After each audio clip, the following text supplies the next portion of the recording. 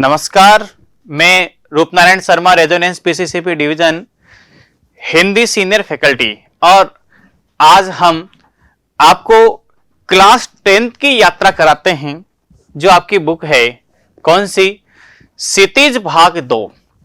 चाहे उसको CBSE course ए में ले लीजिए, चाहे राजस्थान बोर्ड में ले लीजिए, तो हिंदी आ, क्षितिज और काव्य भाग CBSE board, term 2 Rajasthan board, बिल्कुल चलते हैं। टॉपिक हमने यहां पर आपके लिए लिया है, कौन सा लिया है? छाया मत छूना। किसने लिखा है? गिरिजा कुमार माथुर ने लिखा है। अब छाया मत छूना, ऐसा लगता है जैसे ये टॉपिक क्या लिया है सर ने। हाँ, गिरिजा कुमार माथुर जी ने क्या सोच समझ के लिया है, लेकिन बच्चों छाया मत छूना ये इस बात को संबोधित करता है कि पुरानी यादों में पढ़कर के जीवन को बर्बाद मत करना, क्योंकि भूतकाल की सोचने वाले लोग वर्तमान और भविष्य को बर्बाद करते हैं। क्यों करते हैं? वह इसलिए करते हैं क्योंकि वह आगे नहीं बढ़ पाते। वह भूतकाल का सुख उन्हें घेरे रहता है। तो हम चलते हैं, सबसे पहले चलते हम छाया मत छूना, गिरिजा कुमार माथुर, और सबसे पहला लिया हमने ए, जिसको हम जीवन परिचय कहते हैं। गिरिजा कुमार माथुर का जन्म ग्वालियर के अशोक नगर कस्बे में 22 अगस्त 1918 में हुआ था। वे एक कवि, नाटककार, समालोचक के रूप में जाने जाते हैं। गिरिजा कुमार की प्रारंभिक शिक्षा घर पर ही हुई। उनके पिता ने घर में ही उन्हें अंग्रेजी, इतिहास, भूगोल आदि पढ़ाया। स्थानीय कॉलेज में इंटरमीडिएट करने के बाद 1936 में स्नातक उपाधि के लिए ग्वालियर चले गए। 1938 में उन्होंने बीए किया। 1941 में उन्होंने लखनऊ विश्वविद्यालय में एमए किया तथा वकालत की परीक्षा भी पास की। वकालत की कौन सी? एलएलबी। सन 1940 में उनका विवाह दिल्ली की कवयित्री शकुंत माथुर से हुआ। शुरुआत में उन्होंने वकालत की, परंतु बाद में आकाशवाणी और दूरदर्शन में नौकरी करने लगे। आगे चलें, काव्यगत विशेषताएं देखिए। बी में गिरिजा कुमार माथुर की काव्यात्मक शुरुआत 1934 से होती है साहब। ब्रज भाषा की परंपरागत उन्होंने क्या लिखे? सबसे पहले कवित सवैया लेखन से हुई। उनकी रचनाओं का प्रारंभिक द्वितीय विश्व युद्ध की घटनाओं के उत्पन्न प्रतिक्रिया से युक्त है तथा भारत में चल रहे राष्ट्रीय स्वतंत्रता आंदोलन से प्रभावित है। कविता के अतिरिक्त वे एकांकी नाटक, समालोचन, गीति काव्य तथा शास्त्रीय विषयों पर भी लिखते रहे हैं। भारतीय सांस्कृतिक शब्द देख लेना, सांस्कृतिक संबंध परिषद की साहित्यिक पत्रिका कौन सी चलती थी? गगनांचल का संपादन करने के अलावा उन्होंने कहानी, नाटक तथा आलोचनाएं भी लिखी। उनका ही लेखन एक भावांतर गीत कौन सा लिखा है बच्चों, पूरी दुनिया में फेमस हुआ? कौन सा? हम होंगे कामयाब, हम होंगे कामयाब एक दिन, हाँ हाँ मन में है विश्वास, इन्होंने लिखा है। हाँ, ये भी ध्यान रखना। काव्य रचनाओं को देखिए आप। गिरिजा कुमार माथुर की प्रमुख काव्य रचनाएं निम्नलिखित है। कौन सी? नाश और निर्माण, धूप के दान, शीला पंख चमकीले, भीतरी नदी की यात्रा इत्यादि इन्होंने लिखे। 1991 में कविता संग्रह मैं वक्त के सामने बहुत अच्छा था, जिसके लिए हिंदी साहित्य अकादमी से इनको सम्मानित किया गया है। आगे चले, भाषा शैली की बात करें। भाषा के दो रंग उनकी कविताओं में मौजूद है। वे जहां रोमानी कविताओं की छोटी छोटी ध्वनि वाली बोलचाल के शब्दों का प्रयोग करते हैं, वहीं क्लासिक मिजाज की कविताओं में लंबी और गंभीर ध्वनियों वाली शब्दों का भी इस्तेमाल वे करते हैं। आगे चले अपन डी। बच्चों, इस कविता का सार क्या है? बहुत वेरी इंपॉर्टेंट है। प्रस्तुत कविता छाया मत छूना में कवि गिरजा कुमार माथुर जी ने हमें यह संदेश देने की कोशिश की है कि हमें अपने अतीत के सुखों को याद कर अपने वर्तमान सुख की ओर गहरा नहीं करना चाहिए। बच्चों, मैंने आपको कहा कि बीते हुए वक्त को इतना भी याद मत करो कि आने वाला वक्त खत्म हो जाए। हाँ, अर्थात व्यक्ति को अपने अतीत की यादों में डूबे न रहकर किसमें जीना चाहिए? अपनी वर्तमान स्थिति का डटकर सामना करना चाहिए और अपने भविष्य को क्या बनाना चाहिए? उज्जवल बनाना चाहिए। कवि हमें यह बताना चाहता है कि इस जीवन में सुख और दुख दोनों ही हमें सहन करने पड़ेंगे। अगर हम दुख के से व्याकुल होकर अपने अतीत में बिताए हुए सुख के दिन और सुखों को याद करते रहेंगे तो हमारा दुख क्या होगा? कम होने के बजाय और अधिक बढ़ जाएगा। चिंतन करना पड़ेगा आपको। जीवन के साथ समझौता है सबसे। इस कविता से बहुत कुछ सीखने को मिलेगा। हाँ, हमारा भविष्य भी अंधकारमय हो जाएगा, इसलिए हमें अपने वर्तमान में आने वाले दुखों को सहन करके कर लेना चाहिए। अपने भविष्य को उज्जवल बनाने का प्रयास हमेशा करना चाहिए। आगे चले बच्चों, कविता का कुछ अंश यहां पर लिया। इसको गा के भी पढ़ा जा सकता है और सामान्य भी पढ़ा जा सकता है। 2 लाइन गा के सुना देता हूं, फिर बाद में सामान्य पढ़ेंगे क्योंकि 1 शॉट वीडियो है। ठीक है। छाया मत छूना, मन होगा दुख दूना। छाया मत छूना, मन होगा दुख दूना। हाँ, छाया मत छूना, मन होगा दुख दूना। क्यों दूना होगा? जीवन में है सुरंग सुदियां सुहावनी, छवियों की चित्रगन फैली मन भावनी। हाँ, तन सुगंध रही बीत गही यामनी। अरे कुंतल के फूलों की याद बनी चांदनी। फूल भूली सी एक छुअन, बनता हर जीवित क्षण। छाया मत छूना, मन होगा दुख दूना। बहुत अच्छी कविता है। मन को स्पर्श करने वाले भावार्थ देखो आप। प्रस्तुत पंक्तियों में कवि छाया मत छूना अर्थात जीवित अतीत के पुरानी यादों में जीने के लिए मना कर रहा है। कवि के अनुसार जब हम अपने अतीत के बीते हुए सुनहरे पलों को याद करते हैं तो वे हमें बहुत प्यारे लगते हैं, परंतु जैसे ही हम यादों को भूलकर वर्तमान में वापस आते हैं तो हमें उनके अभाव का ज्ञान होता है। इस तरह हृदय में छुपे हुए घाव फिर से हरे हो जाते हैं और हमारा दुख बढ़ जाता है। प्रस्तुत पंक्तियों में कवि ने अपने पुराने मीठे पलों को याद कर रहा है। क्या कि ये सारी यादें उसके सामने रंग बिरंगी छवियों की तरह प्रकट हो रही है, जिसके साथ उनकी सुगंध भी है।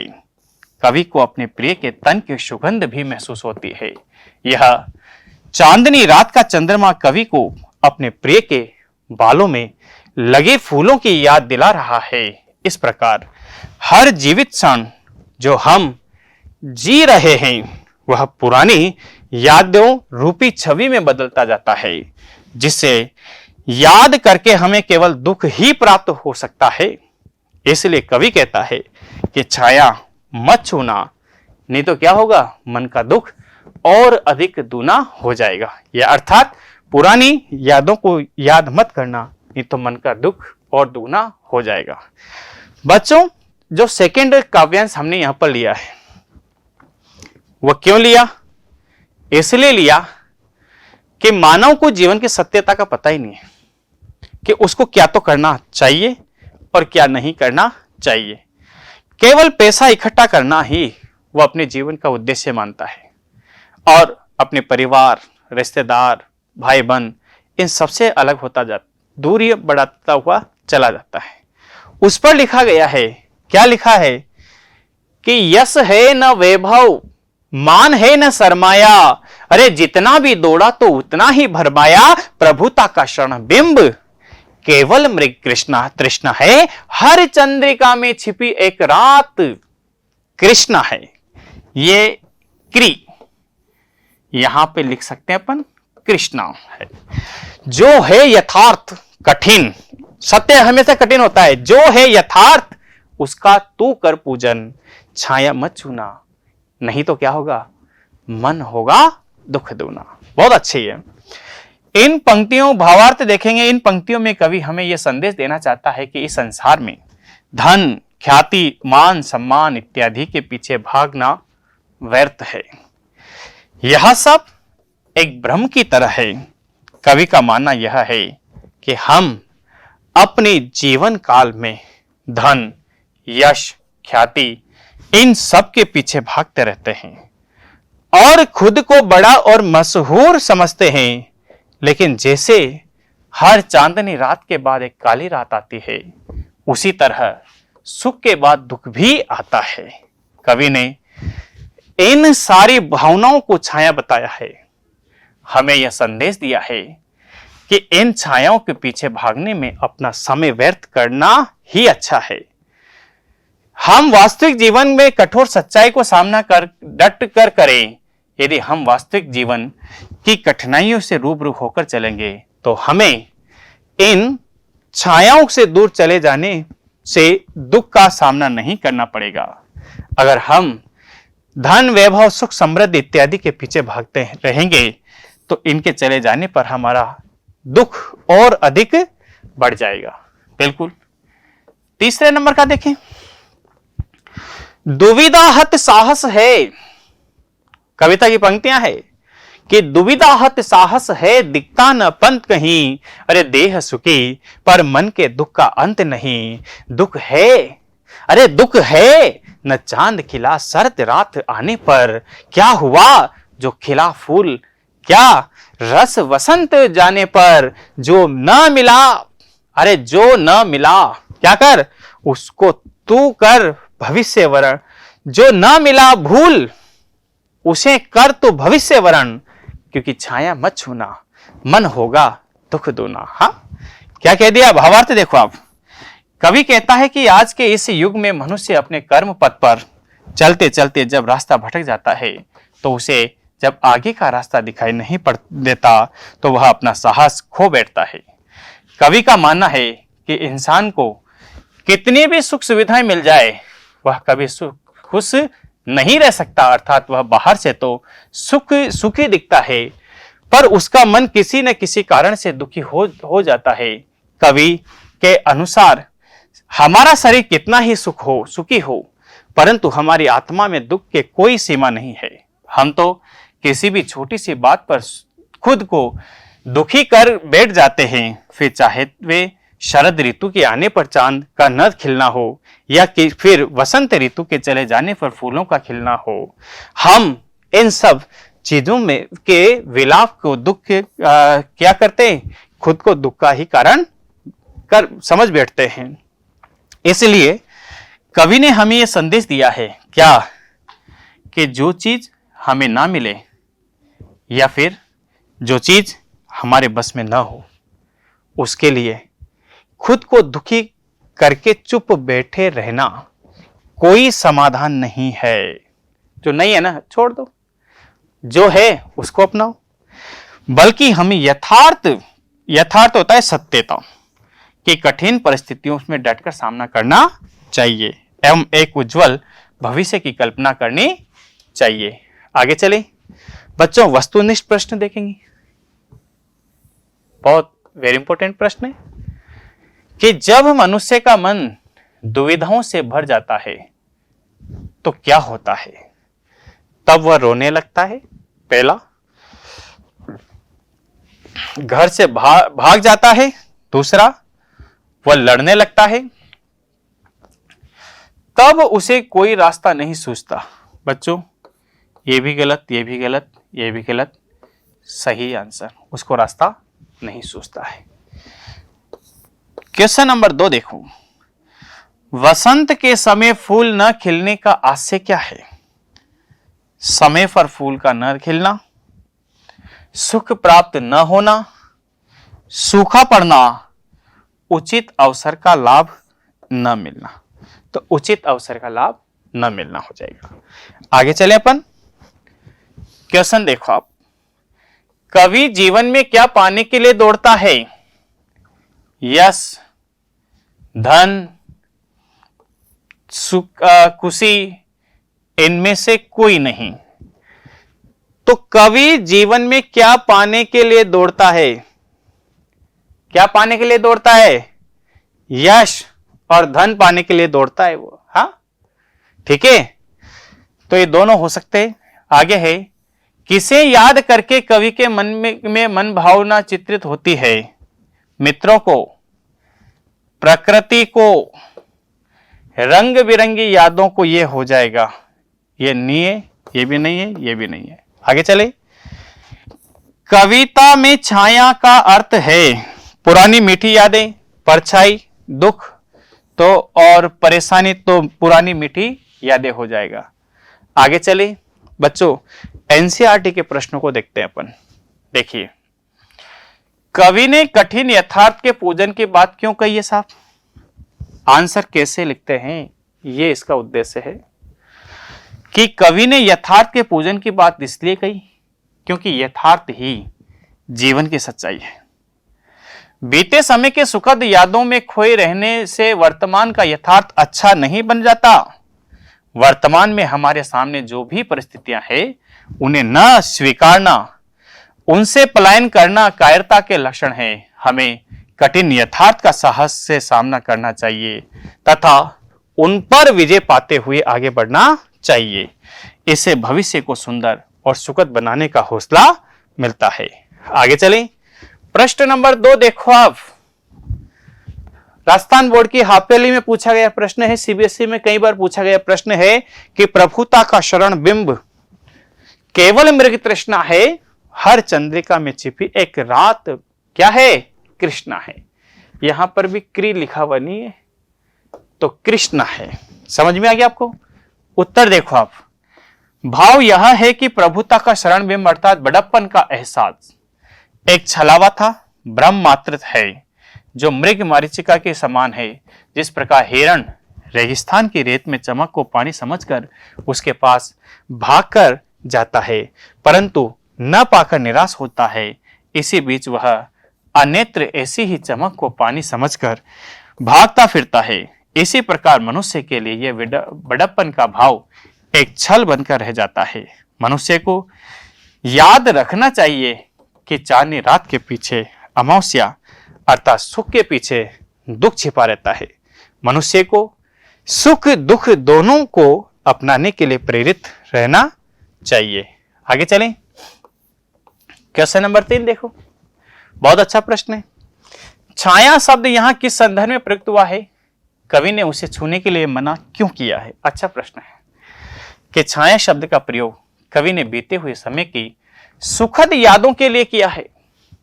ये यादें हमारे मन में उमड़ती घुमड़ती रहती है, हाँ, आती जाती रहती।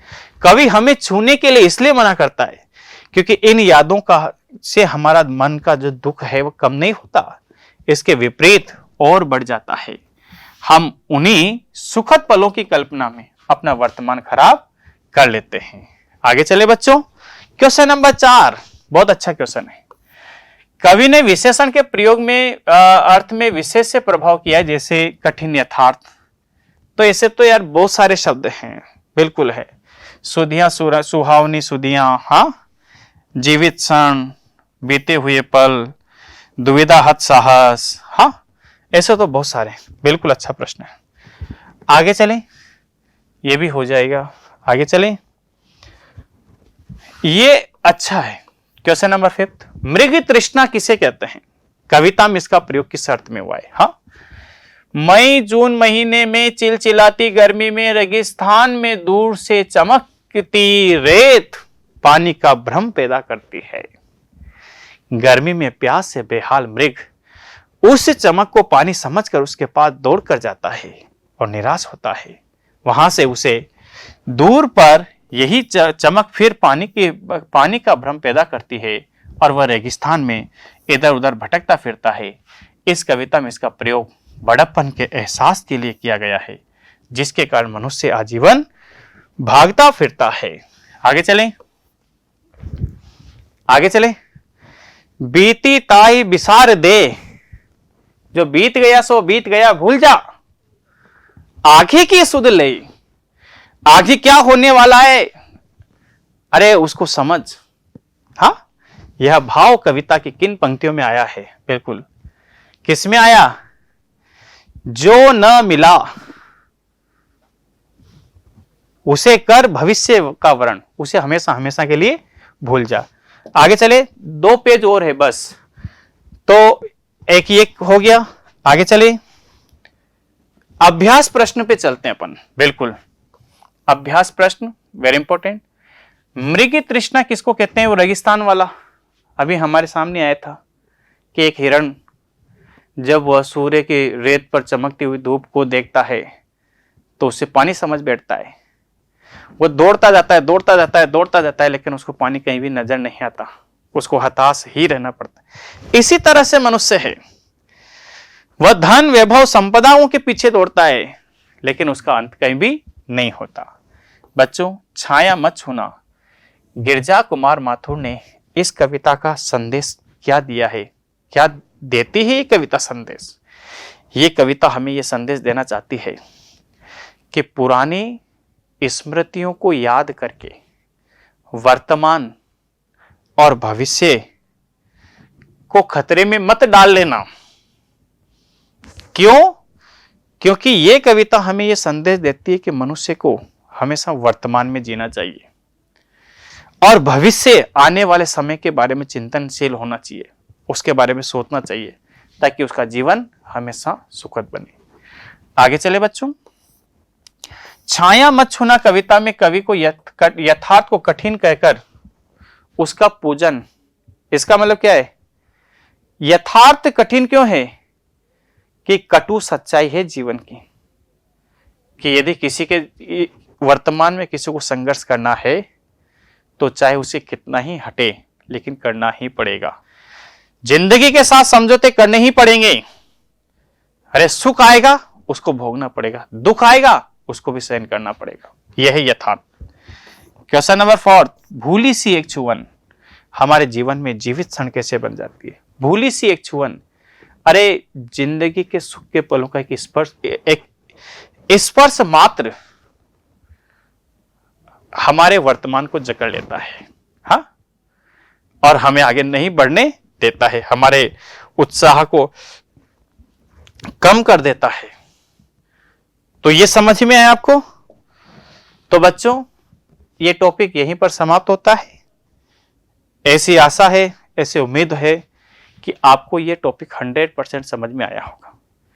परीक्षा में जितने भी प्रश्न बनेंगे यहीं से कहीं ना कहीं घूम फिर करके आएंगे और व्याख्याएं बने, भावार्थ बने, ऑब्जेक्टिव बने, सब्जेक्टिव बने।